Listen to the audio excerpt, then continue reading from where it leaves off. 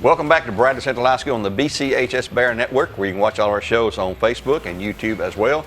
Very special program today for you with Mr. Colby Dills, who is the head JV coach or the freshman coach for the Bears, and also an assistant and the head JV football coach for here at Bradley Central. Colby, welcome to the show today. Glad to have you here as always. And, glad to be here. You got a pretty special bunch of guys here surrounding us here, a bunch of small guys, some tall guys. Probably one of the tallest teams we've had in the freshmen, I guess.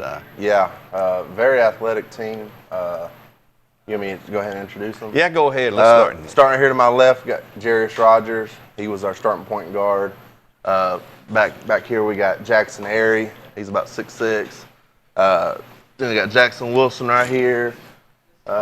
Tito Williams, Alex Walker, DeAnthony Reed, Marcus Gorey, Braxton Arthur, AJ Williams, Demarius Ballard, Luke Keith, and then Rodney Williams over there in the far side behind you.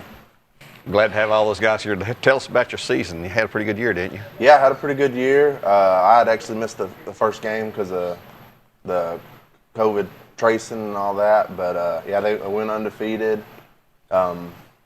Played some pretty good basketball teams. Played Howard, actually their JV team. Played Christian Heritage, it was their JV team.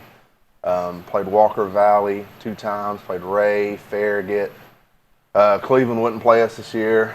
That's just kind of how they are sometimes. But had a good season, went undefeated, and I was proud of them. And it's a fun group to watch, and excited about the future. Yeah, I would say so. I got to see them play a lot too, and I saw some really remarkable athletes out there.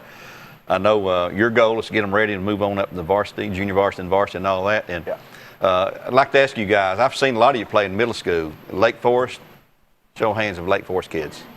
Several there. Ocoee Middle School. I know Alex was there. And Cleveland Middle. Anybody from Cleveland Middle? No. Tito actually came from the Ottawa area. Okay. So. And how many of you play football? I knew a bunch of you did. I've seen you out on the football field and all that. And they came from some good football programs there too. Coach, your overall goal as the head coach of these guys, what are you trying to accomplish with them? I know they come in from different programs, so they've probably been coached a little differently, and you've got to get them into the Bear way, I guess. So just want to, teach them to be competitors and play hard, and try to give them some life lessons along the way, and just try to get them ready. I mean, it's kind of a weird age right now, them being 13, 14, 15 years old. So we're just trying to get them prepared for the varsity level. Are they well-behaved kids? I mean, you have to crack a whip with them sometimes in practice, or they kept me on my toes. That's for sure. Yeah. I don't know. I think we only had one game where we had the entire all 12 kids. For kids were missing for different reasons and stuff.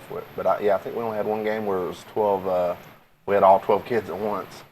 Yeah. And you can play pretty deep, can't you? I mean, I've seen you swap 5 in, 5 out in JV game there. When Drew's doing that. But we could make subs, and there really wasn't a drop off for anybody. So it was a fun team to coach. And really, they knew they took a play off or missed a layup or something, that was usually a sub coming to get them. They watched somebody would hustle. Yeah. Right? So, which I think kept the people that were on the floor motivated, because they knew, if I mess up right here, I'm out. So. What's their main asset? Are they defense, offense, shooters? Yeah. I mean, this group right here could do it all. That we could shoot, very athletic, get them down the floor, could defend. I would say our strong point was probably pressing, getting the other team, trying to go fast, and that's usually where we would have the advantage, and it was a fun group to coach. So it's called the Dills Ball team. I see they're wearing Dills Ball shirts here. Is that right? Yeah. Parents made these for us, because I had most of these kids when they were in 6th grade. Yeah. I was going to ask you how long you'd coached them. Yeah, I coached them in 6th grade, and then 7th and 8th, I had moved up here, so I'm glad they all come back up here and we got to reunite. But yeah, Dills Ball is just kind of a little inside joke. Yeah, inside joke, really. Well, I want to ask you a question, and these guys need to listen closely. What do they need to do most to improve to help the program and the team and you as the coach? I think just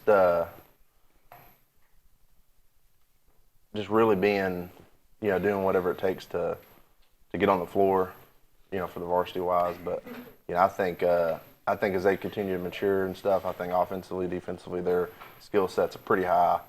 So I think they'll some bright futures right here.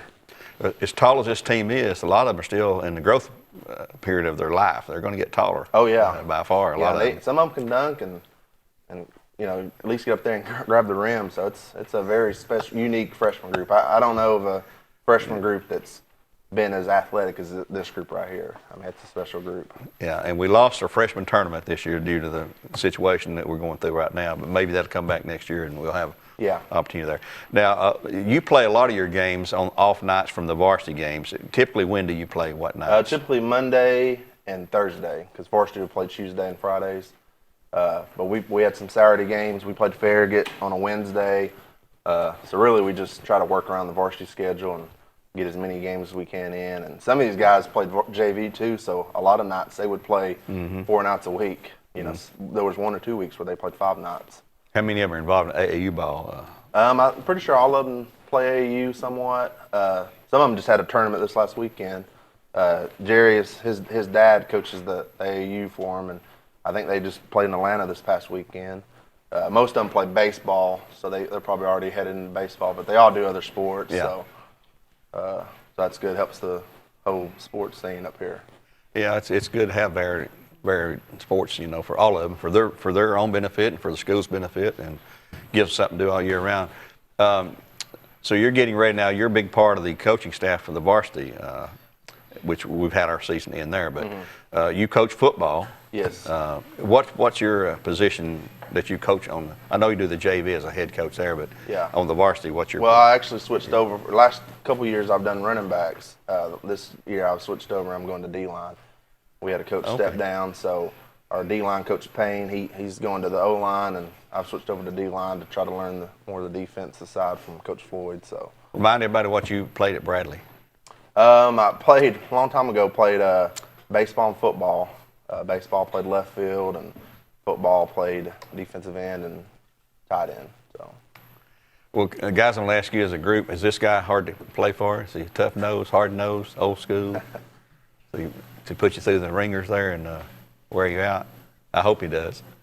That's what. Hard?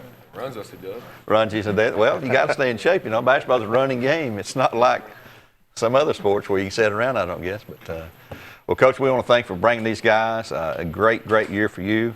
I really look forward, as a radio guy, to see them and have them on the radio here in the near future and get our boys program back to where we want it to be. And the future looks extremely bright. And I know a lot of these guys are going to get taller than they are right now, but you got a great potential here to work from.